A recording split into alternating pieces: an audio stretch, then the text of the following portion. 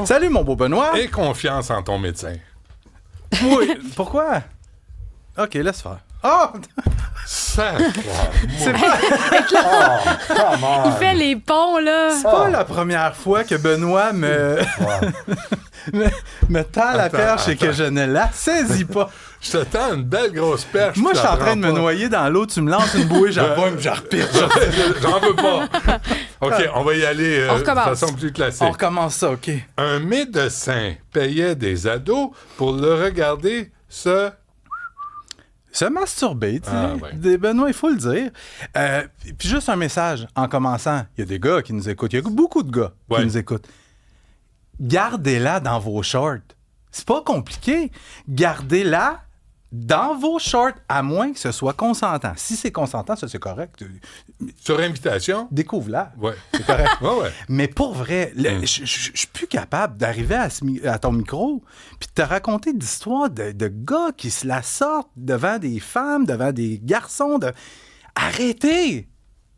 C'est ce qui m'amène à te parler de ce médecin de Québec qui a plaidé coupable hier aux accusations portées contre lui. Sébastien Paquin a reconnu avoir payé des adolescents de 16 et 17 ans pour qu'ils le regardent en train de se masturber. Il a quand même fait 6 victimes. Il a été établi en cours, par exemple, que Sébastien Paquin ne visait pas spécifiquement des mineurs. C'est juste qu'il ne s'assurait pas de l'âge qu'ils avaient. Sébastien Paquin faisait toujours la même chose, communiquer avec sa victime par l'entremise de l'application Snapchat. Toujours la même chose. Es-tu ouvert sexuellement? Oui, boum! Là, une photo de moi et je te présente mon pénis. Okay. Veux-tu faire de la caméra? Veux-tu qu'on se regarde en train de se tripoter? Et regarde-moi me masturber. Puis là, je vais t'envoyer 20 $. Écoute, il y a même une fois, il s'est masturbé devant 3 adolescents qui le regardaient. Il leur a envoyé 80$. Voulez-vous aussi que je vous envoie des... Attends, 3 fois 20, ça fait 60. Ouais, mais des fois, il était lousse. Des fois, c'était 30$. Wow. Okay. Des fois, il était lousse. Il est médecin quand même. Selon quels critères? Ex-médecin. Ah oui, il l'est plus, hein? Non, c'est ça. T'as des crasseurs! C'est quoi de dire? Il proposait aussi... C'est une blague, là. Écrivez pas. Le gars, il se masturbe devant des jeunes. Come on. Il proposait aussi aux gens avec qui il correspondait, aux mineurs, de leur envoyer des vidéos de lui-même qui avait des relations sexuelles avec d'autres personnes. C'est vraiment tordu. Il a aussi reçu chez lui des jeunes qui disaient avoir 18 ans pour regarder des vidéos sexuelles ensemble et des jeunes à qui il payait pour avoir des fellations. Au moment de son arrestation... S'il n'avait pas payé, est-ce que ça changeait quelque chose? Mais s'il y a consentement et que les jeunes ont 18 ans, je veux dire, le consentement est là. C'est à partir du moment où il y a une rétribution pour des faveurs sexuelles que ça devient illégal. Au moment de son arrestation... Excuse-moi, mais est-ce que c'est 18 ans, l'âge de consentement? C'est 16 ans, c'est 16 ans. 16 ans, mais...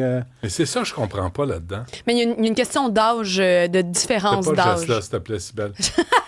Le geste étant non, mon index et mon pouce très rapprochés. Ouais, ça le met. Ça me stresse. Je pense que je trouve ça insultant. C'est des crimes quand même qui sont graves. Au moment de son arrestation, Sébastien Paquin était remis en liberté, avec des conditions à respecter. Mais Maxime, sérieusement, là, je comprends ce que tu me dis. Écoute, c'est pas souhaitable, un médecin qui paye pour qu'on le regarde se masturber.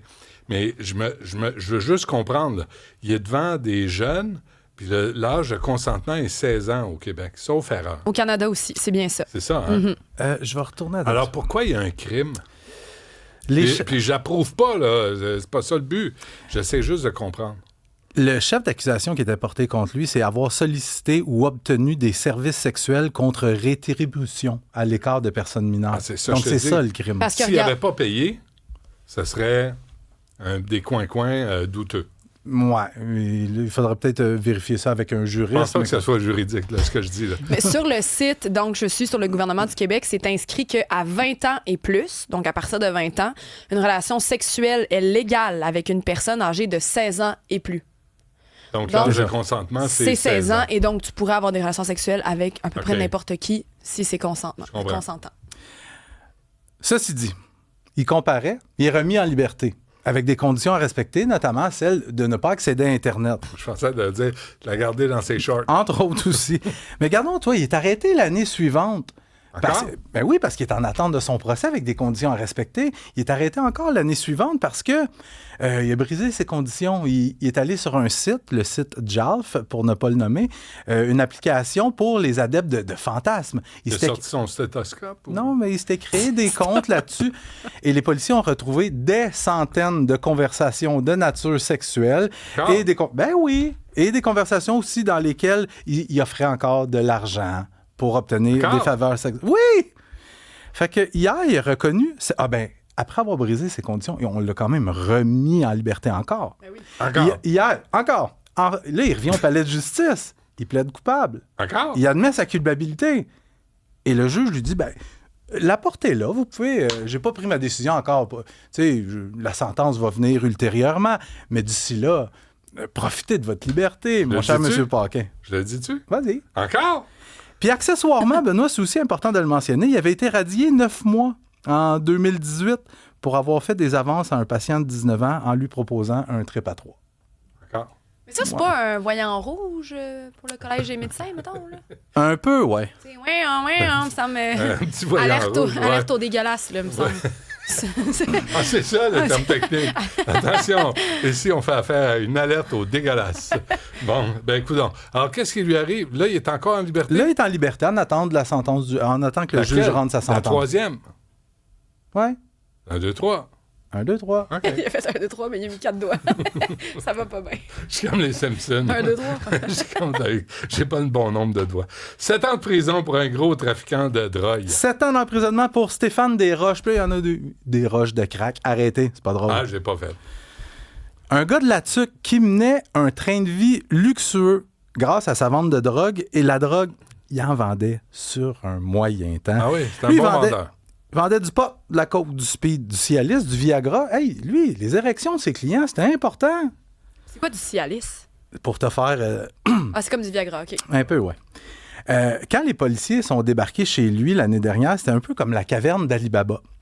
Ils ont trouvé 49 000 comprimés de speed. Il y en aurait eu assez pour donner 4-5 pilules à chaque habitant de la TUC, pour te donner une idée. Méchant party. Les policiers ont aussi trouvé 1,8 kg de cocaïne, du cannabis, des comprimés de Cialis, Viagra, je le disais, et 241 000 $ en argent comptant. Quand je te dis qu'il faisait de la business, le gars... Et il avait caché sa drogue et son cash chez lui. Il y en avait tellement qu'il était obligé de le mettre sur son terrain aussi, dans des boîtes, dans des bacs, dans des poubelles. On a des photos, je pense, Sébastien va nous montrer ça. Les policiers ont aussi saisi pour 170 000 $ d'objets de luxe, des parfums à 400 $, des souliers à 235, 240 $. C'est plus quoi faire. Des vêtements griffés, ouais. des appareils électroniques. Mais Benoît, ce qui est choquant là-dedans, c'est que Stéphane Desroches habitait dans un HLM. Ah. Donc, un loyer qui est financé par l'État. Ouais. Et donc, un peu par toi, par moi, par les gens qui nous écoutent. Ça me fait plaisir. Et Stéphane Desroches se disait sans emploi entre 2020 et 2024. Il n'a jamais déclaré plus de 11 200 $ à Revenu Québec. Et il n'y a jamais personne... Revenu Québec, s'est jamais posé de question. Yeah. Quel genre de char tu conduis? En tout cas, puis il faut mentionner aussi que Stéphane Desroches, c'est un récidiviste. Il avait été arrêté en 2011 dans le cadre d'une grosse frappe policière. Il avait écopé de 5 ans d'emprisonnement. Mais peut-être que Revenu Québec peut se reprendre, parce que moi, j'ai déjà vu ça. Hein? Revenu Québec qui vont aller percevoir des montants de taxes impayés à des trafiquants de drogue. Parce que légalement, si tu vends de la drogue, c'est illégal. Mais si tu le fais quand même, il faut que tu payes tes taxes. Tu as des revenus? Oui. Quel qu'il soit. Puis ça s'est déjà vu. Faut que tu payes tes impôts. Oui. Ça serait bon. Sur le 240 000, Revenu Québec peut dire on va prendre 48 %. Il pourra. Pas 48 avec le fédéral. Oui, mais il pourra. Oui, il pourrait. Il pourra. OK. Et là, il est où, M. Desroches? Là, il est détenu. Il est copé de 7 ans d'emprisonnement. Il est détenu. Un autre foyer modique. Oui, un autre type. Bon, parfait. 2 histoires de meurtres qui retiennent l'attention. Oui, je vais faire un suivi sur 2 meurtres qui ont été commis dans les derniers jours à Montréal et à Gatineau. D'abord, à Montréal, ça s'est passé dimanche après-midi, en fin d'après-midi, au pied du Mont-Royal, durant les tam-tams. Puis là, je m'excuse, les tam je connais pas... Je sais c'est quoi. Vieux, ça fait longtemps, ça. Mais le dimanche, ils se rassemblent autour de la statue, au pied du Mont-Royal. Je présume que ça joue du tam-tam. Ils frappent des tam-tams. Tam-tam-tam. Ça m'intéresse pas. Ça m'intéresse pas, j'irai pas, mais j'encourage les gens d'y aller s'ils en ont même pas envie. invité, Maxime. Ben non, j'ai regardé par exemple sur le web, puis il n'y a pas besoin d'invitation, pas d'affaire de billets là, c'est Non. gratuit. Ouais. Puis c'était la première édition de la saison. Chicane entre deux hommes, il y en a un qui poignarde l'autre mortellement dans le dos. La victime s'appelle Jérémy Desnoyers, il y a 30 ans.